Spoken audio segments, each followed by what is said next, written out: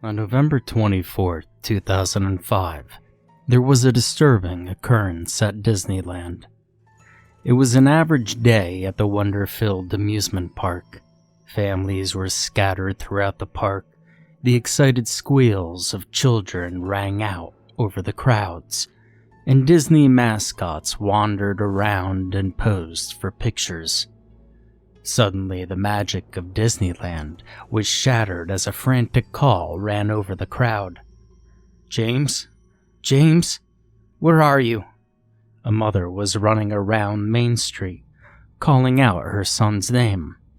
Other mothers pulled their children closer to them as the woman ran around, her voice quickly growing from panic to horrible desperation. Tears began to roll down her face. Park security showed up and looked around. An announcement was made over the intercom to look for James with the description of what he was wearing. The boy wasn't found, and nobody volunteered any information. It was only a few hours later that something else happened. "Ronnie? Ronnie? Where's Ronnie?" The same horrible scenario, all over again. A mother ran around shouting for her son and asking people if they had seen him. She ran around with the boy's father chasing after her, begging her to calm down and trying to reassure her by telling her that they would find him. Another announcement was made about Ronnie, and nobody came forward with any information. After 2 kids had gone missing on the same day, something had to be done.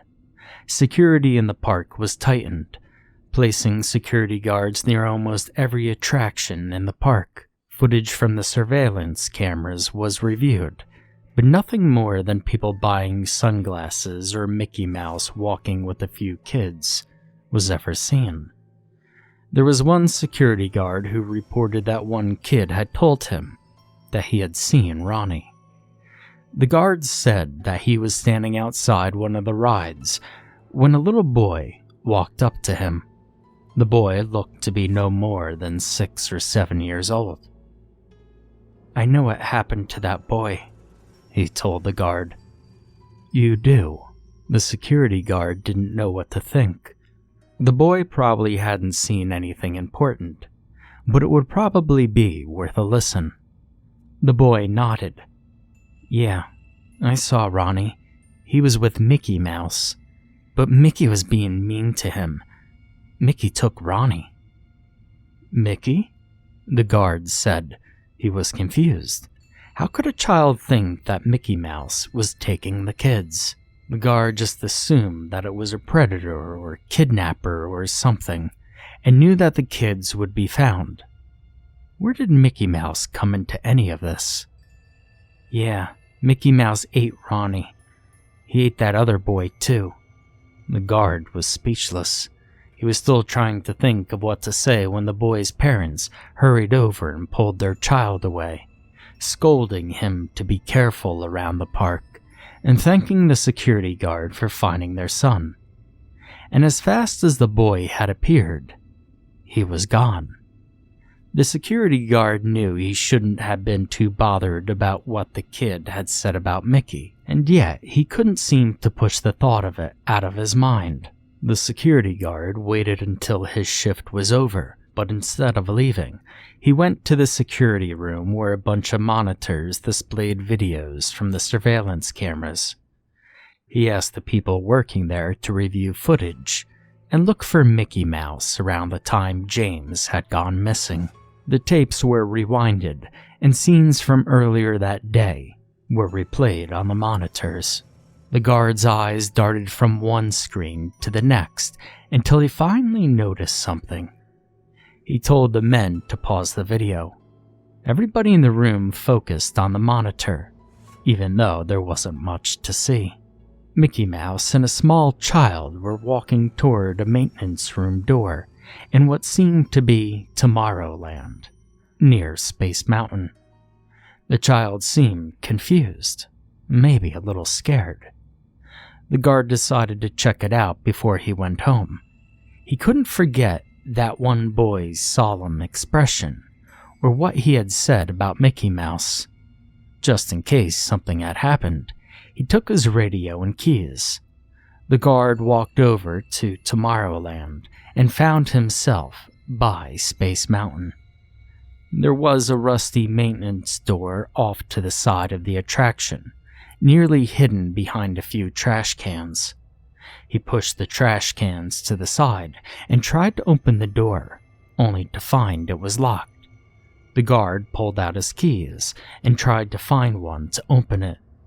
Finally, he managed to get the door open with a maintenance key. Inside, it turned out the maintenance room led to an old maintenance tunnel. The lights were off. The guard tried the light switch near the door, but the room remained in darkness. The vague echo of a rat scampering across the room was heard, but the guard could not see it. He hadn't thought to bring his flashlight. And suddenly, the guard gasped. His hands flew up to his nose. God, what was that terrible smell? It smelled like poisoned mushrooms or a rotting meat infested with maggots. He tried not to breathe, but the smell was already in his nose. The guard tried not to let it sink into his tongue as he stepped further into the room. The only source of the light was the door, which he had left wide open. He had hoped the smell didn't get out so the guests could smell it. The guard assumed the maintenance tunnel went under Space Mountain, but in front of him was a dark, inky blackness. He squinted and had hoped for his eyes to adjust to the dark. For now, he could make out vague silhouettes and shapes.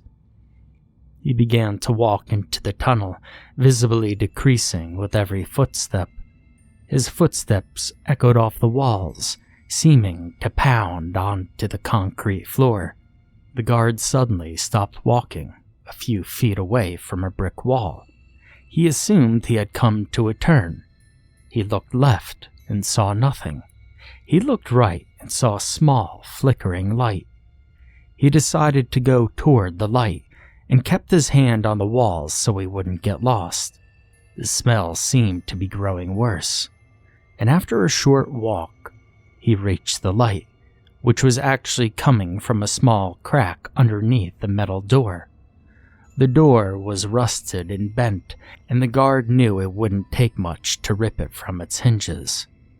The security guard found the doorknob and gently opened it. The door squeaked as it came open. The smell seemed to explode out of the room, eager to get out. The guard tried not to violently puke at the terrible aroma and looked inside the brightly lit room. His eyes needed a moment to adjust to the sudden light, and when they finally did, the guard gasped in horror. Children littered the room, almost all the ones that had gone missing in the park over the last few years. He recognized James and Ronnie, laying on the ground with the other ones. They weren't just laying on the ground. The guard realized the children were dead. He gasped again and took a step back. Some of the kids had arms or legs missing. Each one had their eyes removed, leaving bloody holes in their faces instead. Thick slices were over some of the bodies, as though something with claws had got to them. And then something moved in the room. The guard tore his eyes away from the children on the floor, and he saw the most unreal thing staring at him. A giant Mickey Mouse stood in the room, observing the guard with wide eyes. Something was inside a Mickey Mouse costume, and everything came together in the guard's mind. It would be easy for Mickey Mouse to lure kids away and not draw any attention, but now that same Mickey Mouse was staring at him. They had a silent staring contest for a few quiet moments, but then the costume's arm came up to point at the guard. A thick screech came from inside the mascot's head, and the mouse moved toward the guard. The security guard turned and ran for his life. The heavy footsteps of the costume behind him alerted him to the fact that Mickey Mouse was chasing him down the long, dark tunnel. The guard ran faster than he had ever run before, just knowing that death was directly behind him, close enough to stab him with the claw, close enough to wrap its arms around him and drag him back into that room. And then, the guard was outside. He stopped running and blinked a few times to clear his vision. The sunlight felt warm and reassuring to him, but when he looked back at the maintenance room door, he knew that the sunlight had stopped the thing in the costume. Maybe that was why it wore the costume, to protect itself from the sunlight. But it would not chase the guard anymore. He had gotten away. The security guard reached back inside the maintenance room, groping for the doorknob so he could slam the door shut and make sure the thing didn't get out. He expected to feel Mickey's hand stop his and pull him, but nothing had happened. The guard slammed the door shut and sighed deeply. He was safe. The guard ran halfway across the park back to the security room. He told the other security guards that he had found something in the maintenance room, told them to follow him, and to take their guns, which were only to be used in a dire emergency. When asked to explain, he said he had found the kids before he turned and began hurrying back to the maintenance tunnel. A large group of guards entered the tunnel and found the kids, all scattered on the cold, concrete floor. A blood-covered Mickey Mouse costume also lay on the ground in the room, right next to all the kids, as though saying he'd always be there. The security guard was the only one to look back into the dark of the tunnel, while the others were still looking at the kids. He was the only one to see the small pair of dark eyes in the tunnel blink once before vanishing into the darkness. Whatever it wasn't human. The guard turned back into the room and saw blood smeared all over the wall. The other guards were silent, all eyes fixated on the blood. It had been used to spell out a simple 3-word message on the wall. Still among you.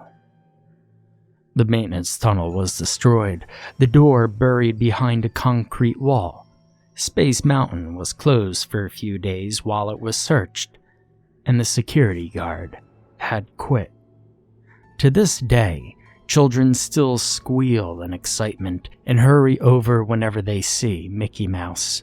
Photo albums are being filled with pictures of the iconic mouse, and nobody ever knows for sure who's under that costume, or what's under it.